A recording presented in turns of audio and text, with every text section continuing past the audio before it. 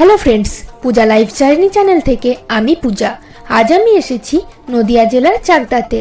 প্রায় 300 বছর আগে নির্মিত ঐতিহ্যশালী জায়গা রায় জমিদার বাড়িতে।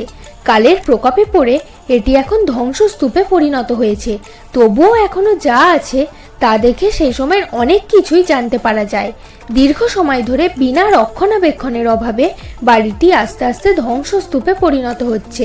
বর্তমানে এই জমিদার বাড়িটি সাধারণ মানুষ নিজেদের প্রয়োজনে এবং গবাদি পশুর জন্য ব্যবহার করে থাকেন। বিকেল হলেই বাড়িটির খোলা ছাদ প্রেমিক প্রেমিকা এবং বন্ধু বান্ধবদের ভিড় দখল করে। খুব শীঘ্রই চাকদার এই রায় জমিদার বাড়ির ইতিহাসের সম্পূর্ণ ডিটেলে ভিডিও আসছে আমার এই চ্যানেলটিকে সাবস্ক্রাইব করে রাখতে ভুলবেন না। দেখা হচ্ছে খুব শিগগিরই আরও একটি ইনফরমেশনমূলক ভিডিও নিয়ে। Thank you. ভালো থাকবেন, সুস্থ থাকবেন।